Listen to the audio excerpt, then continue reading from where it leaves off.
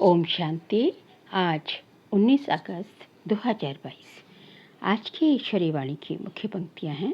मीठे बच्चे, अभी तुम्हें सारे विश्व के आदि मध्य अंत की रोशनी मिली है। अभी तुम्हें सारे विश्व के आदि मध्य अंत की रोशनी मिली है। तुम ज्ञान को बुद्धि में रख सदा हर्षित रहो। प्रश्न है, अभी तुम बच्चों की बहुत ज़बरदस्त तकदीर बन रही है, कौन सी और कैसे? उत्तर है, अभी तुम श्रीमत पर चल 21 जन्मों के लिए भगवान से बेहद का वर्षा ले रहे हो।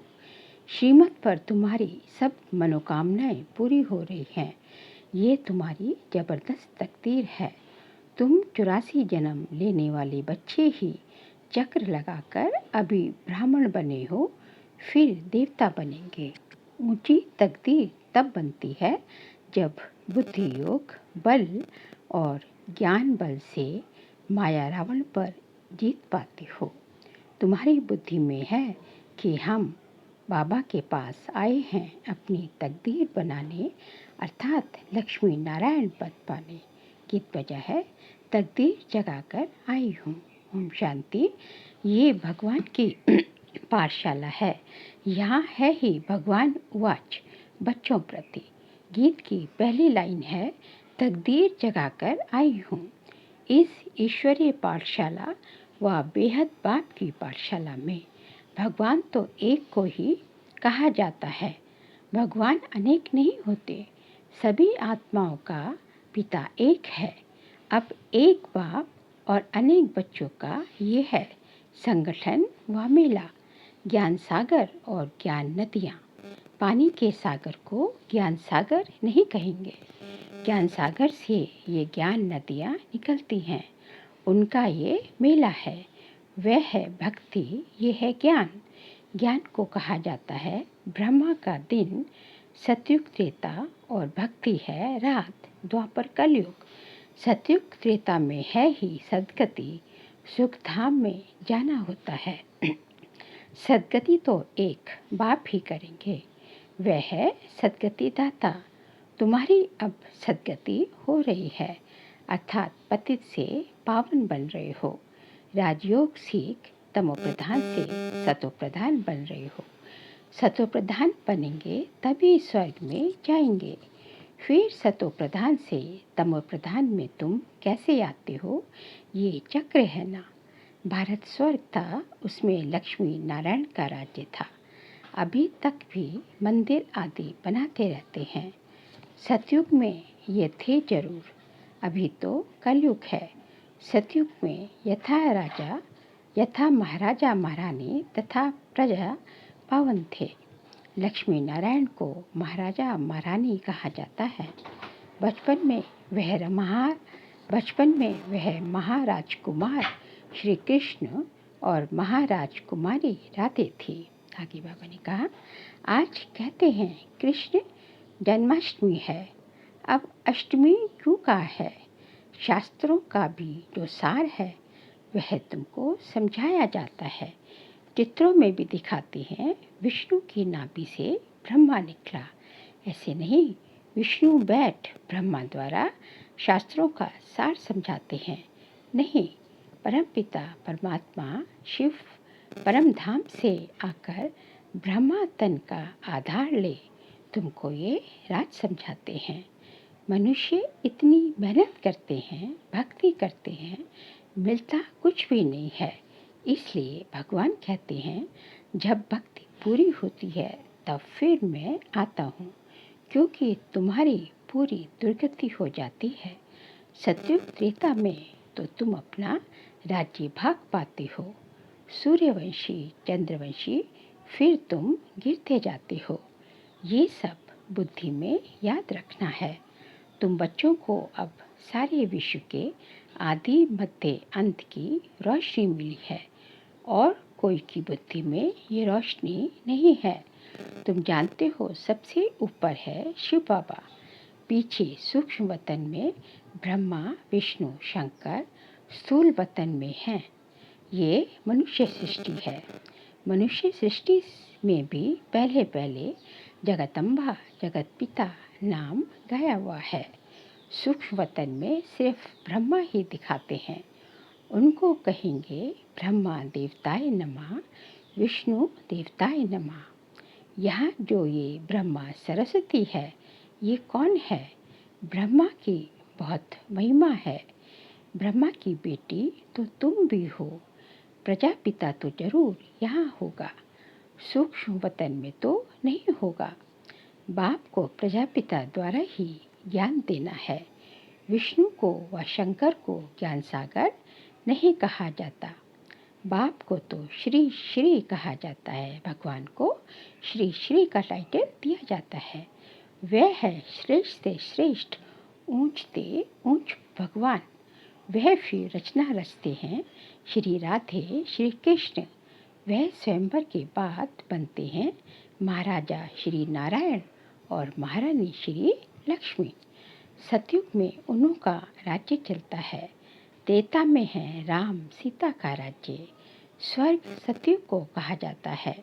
फिर 2 कला कम हो जाती है। 16 कला से 14 कला में आ गए। फिर द्वापर से भक्ति मार्ग शुरू होता है। अभी बाबा कहते हैं, तुम बच्चों को मैं सदगति में ले जाता हूँ। भारत पावन था, फिर पतित किसने बनाया? रावण ने। इसलिए मुझे ही कल्प कल्प आना पड़ता है। पतितों को आकर पावन बनाना पड़ता है। तुम यहाँ आए हो तकदीर बनाने, अर्थात विश्व का मालिक बनने। बाबा समझाते हैं, ये बुद्धि में रखो, तुम ही सो देवी देवता थे, अब ब्राह्मण बने हो, फिर देवता बनेंगे। ये बाजोली है। पहले पहले है चोटी। चोटी किसकी है? ब्राह्मणों की। उसके ऊपर में है शिव बाबा। फिर ये ब्राह्मणों की रचना रची, एडॉप्ट किया। जैसे बाप बच्चों का पिता है, वह हुए हत के पिता, ये है बेहद का पिता। प्रजापिता ब्रह्मा को ग्रेट ग्रेट ग्रैंडफादर कहा जाता है। इस संगम पर उनकी महिमा है। जबकि शिव बाबा आकर एडॉप्ट करते हैं ब्रह्मा सरस्वती और तुम बच्चों को। अभी फिर तुमको पावन बना रहे हैं। तुम जानते हो, हम बाप से फिर से वर्षा लेने आए हैं, कल्प कल्प लेते आए हैं। फिर जब रावण राज्य शुरू होता है तो गिरना शुरू होता है, अर्थात पावन से पतित बनते हैं। अब सारी सृष्टि में रावण राज्य है। सब दुखी हैं, शोक वाटिका में हैं। सतयुग में तो दुख की बात ही नहीं होती। आगे बाबा ने कहा, आज है श्री कृष्ण जन्माष्टमी। कहते हैं देवकी को 8वां नंबर बच्चा श्री कृष्ण पैदा हुआ। अब 8वां नंबर कृष्ण जन्म लेगा क्या? कृष्ण का जन्म तो होता है सतयुग में। वह वैकुंठ का फर्स्ट प्रिंस है। उन्हें फिर द्वापर में ले गए हैं। तो ये कपोड़ा हुआ ना। अब तुम बच्चे जानते हो कि अभी वह आत्मा अंतिम जन्म में पड़ रही है। सतयुग में कृष्ण के माँ बाप को 8 बच्चे तो होते नहीं। ये शास्त्र भी ड्रामा अनुसार सब पहले से ही बने हुए हैं। अब भगवान सभी शास्त्रों का सार समझाते हैं। भगवान आज तुमको ये ज्ञान सुनाते हैं। इसमें गीत व श्लोक आदि की बात नहीं, ये तो पढ़ाई है। बाकी ये शास्त्र आदि सब भक्ति मार्ग की सामग्री है। भक्ति शुरू होने से ही पहले पहले शिव बाबा का सोमनाथ मंदिर बनाते हैं। पहले पहले होती है शिव बाबा की अव्यभिचारी भक्ति, और ये है शिव बाबा का अव्यभिचारी ज्ञान, जिससे तुम पावन बनते हो। भक्ति के बाद वैराग्य गाया जाता है। तुमको इस सारी पुरानी सृष्टि से वैराग्य है। पुरानी सृष्टि जरूर विनाश हो, तब फिर नई स्थापन हो। ये वही महाभारत लड़ाई है जो कल पहले भी हुई थी। मुसल आदि नेचुरल कैलेमिटीज जो हुई थी, वह फिर होनी है। देवताएं कभी पतित दुनिया पर पैर नहीं रखते हैं, महालक्ष्मी का आह्वान भी करते हैं। हर वर्ष उनसे धन मांगते हैं। लक्ष्मी नारायण दोनों इकट्ठे हैं। महालक्ष्मी को चार भुजा देखते हैं, चार भुजा दिखाते हैं। दीपमाला पर उनकी पूजा करते हैं। हर वर्ष भारतवासी भीख मांगते हैं। ये है विष्णु के दो रूप। मनुष्य इन बातों को कोई जानते नहीं। विष्णु के दो रूप लक्ष्मी, श्री लक्ष्मी और श्री नारायण। इस समय है प्रजापिता आदिदेव और जगदम्बा आदि देवी। अभी श्रीमत पर तुम्हारी सब मनोकामनाएं पूर्ण होती हैं। 21 जन्मों के लिए तुम राज्य भाग्य लेते हो। ये ब्रह्मा है साकारी पिता और शिव बाबा है निराकारी पिता। वर्षा तुमको उनसे मिलना है। किससे? निराकारी पिता से, शिव बाबा से। वह है स्वर्ग का रचयिता। तुम 21 जन्मों के लिए वर्षा पा रहे हो। कितनी जबरदस्त तकदीर है, ये भी जानते हो। आएंगे यहाँ वही जिन्होंने 84 जन्मों का चक्र लगाया है। वही आकर ब्राह्मण बनेंगे, ब्राह्मण ही फिर देवता बनेंगे। आगे कहा, अभी तुम बच्चे किसकी जयंती मनाएंगे? तुमको लक्ष्मी नारायण की मनानी पड़ेगी ज्ञान सहित। वह छोटेपन में है राधे कृष्ण, तो दोनों की मनानी पड़े। सिर्फ कृष्ण की क्यों? वो तो कृष्ण को द्वापर में ले गए हैं। राधे और कृष्ण तो दोनों अलग अलग घर के हैं। फिर मिलते हैं तो दोनों की इकट्ठी मनानी चाहिए। नहीं तो समझते नहीं हैं कि कृष्ण का जन्म कब हुआ। तुम अब समझते हो कृष्ण का जन्म सतयुग आदि में हुआ था। राधे का भी सतयुग आदि में कहेंगे करके 2-4 वर्ष का अंतर होगा दोनों के जन्म में। तुम्हारे लिए सबसे सर्वोत्तम तो है शिव जयंती। बस मेरा तो एक शिव बाबा, दूसरा ना कोई। तुम अब देवता बन रहे हो, लक्ष्मी नारायण राम सीता बन रहे हो। ये भी समझाया है। राम सीता को क्षत्रिय चंद्रवंशी क्यों कहा जाता है? जो नापास होते हैं वह चंद्रवंशी घराने में आते हैं। ये है माया के साथ युद्ध। रावण पर विजय प्राप्त करते हो इस युद्ध के मैदान में। बाकी पांडवों कौरवों की लड़ाई है नहीं। तुमको माया अर्थात विकारों पर जीत पानी है। भगवान आत्माओं को कहते हैं, मामे कम याद करो तो तुम्हारे विकर्म विनाश होंगे और माया पर जीत हो जाएगी। बुद्धि योग बल और ज्ञान बल से माया पर विजय प्राप्त करनी है। भारत का प्राचीन योग बल मशहूर है, जिससे तुम रावण पर जीत पाकर राज्य लेते हो। बड़े ते बड़ी तकदीर है ना। मुख्य बात है बेहद पिता को और 21 जन्म सदा सुख के वर्षे को याद करना है। सेकंड में स्वर्ग की बादशाही। जब तक भगवान की पहचान बुद्धि में नहीं बैठी है तब तक समझ नहीं सकेंगे। यहाँ कोई साधु संत आदि नहीं हैं, ना कोई गीता व शास्त्र आदि सुनाते हैं जैसे साधु लोग सुनाते हैं। गांधी भी गीता सुनाते थे और फिर गाते थे पतित पावन सीताराम। अब गीता तो भगवान ने गाई।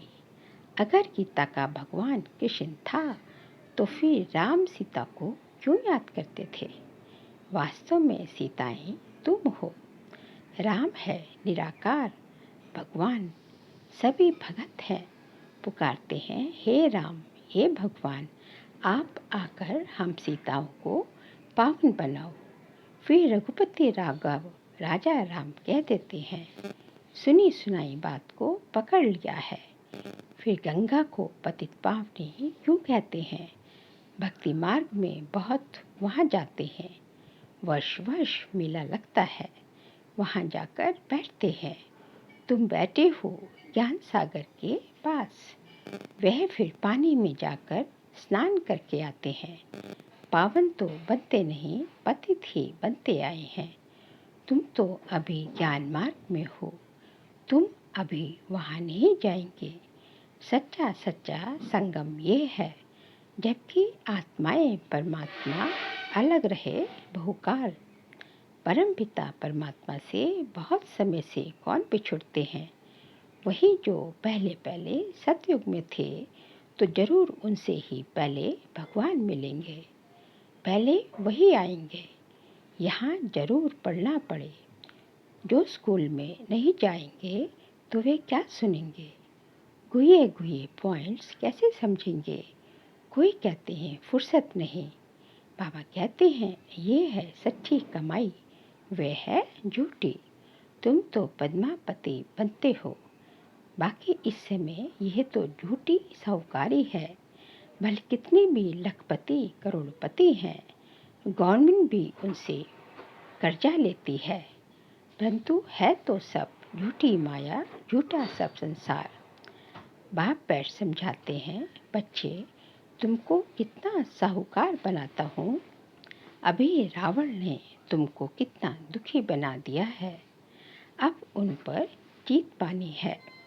लड़ाई की कोई बात नहीं। लड़ाई से विश्व का मालिक नहीं बन सकते। तुम योग बल से विश्व का मालिक बनते हो। योग सिखलाते हैं भगवान। इनकी आत्मा भी सीखती है। किनकी आत्मा? ब्रह्मा बाबा की आत्मा। बाप इनमें प्रवेश हो तुमको ज्ञान सुनाते हैं। भगवान जो है ब्रह्मा बाबा में प्रवेश होकर हमको ज्ञान सुनाते हैं। कहते हैं मैं तो जन्म मरण रहित हूँ। भगवान बेहद का पिता है, तो बेहद का राज समझाते हैं कि तुमसे माया ने क्या क्या करवाया है। तुम 5 भूतों के वश होते गए हो।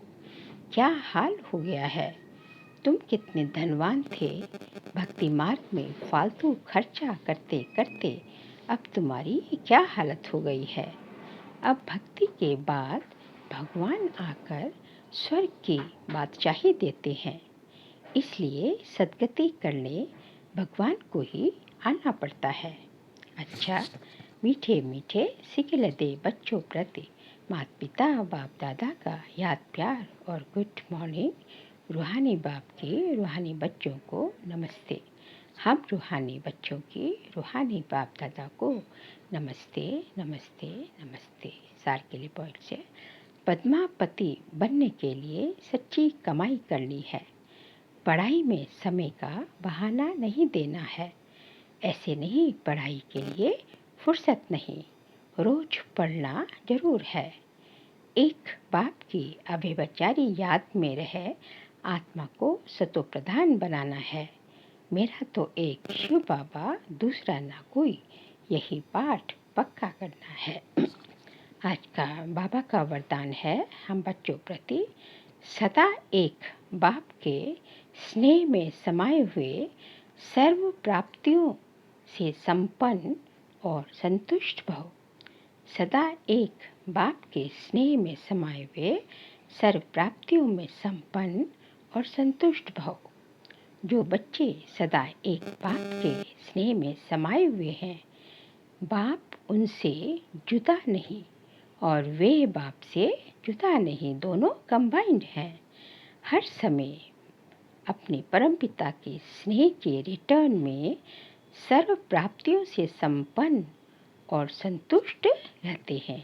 जो बाप के प्रेम में समाये हैं, वह सदा ही बाबा कहते हैं सर्व प्राप्तियों से संपन्न रहते हैं और संतुष्ट रहते हैं। इसलिए उन्हें और किसी भी प्रकार का सहारा आकर्षित नहीं कर सकता।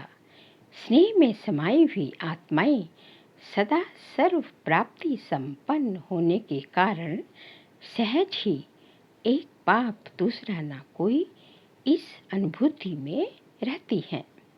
समाई हुई आत्माओं के लिए एक भगवान ही संसार है।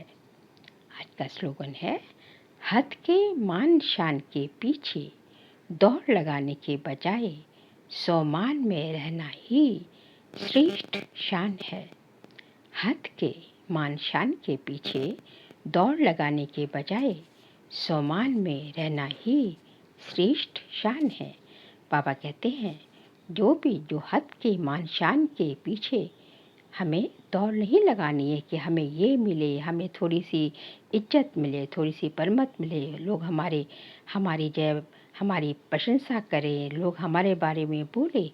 ये जो है हद की मान शान के पीछे दौड़ नहीं लगाना है, बल्कि इसकी जगह जो है सम्मान कि अपने जो है भगवान ने हमें इतने सम्मानों की लिस्ट दे रखी है कि बच्चे तुम बहुत महान आत्मा हो, तुम श्रेष्ठ आत्मा हो, तुम जो है इस संसार के लिए जो है बहुत जो है एक जो है वरदान हो, और जो है इस संसार का चिराग हो। तो ये जो है जितने भी भगवान के सम्मान है, तो जो है उन सम्मानों की लिस्ट को हमेशा अपने मन में जो है घुमाते रहे, मन बुद्धि में घुमाते रहे, मन बुद्धि में लाते रहे। तो जो है इसी को जो है यही हमारी श्रेष्ठ शान है। तो हमें मान शान के पीछे दौड़ने की ज़रूरत ही महसूस नहीं होगी, क्योंकि हम खुद जो है हम जो है हमेशा सेल्फ मोटिवेटेड रहेंगे।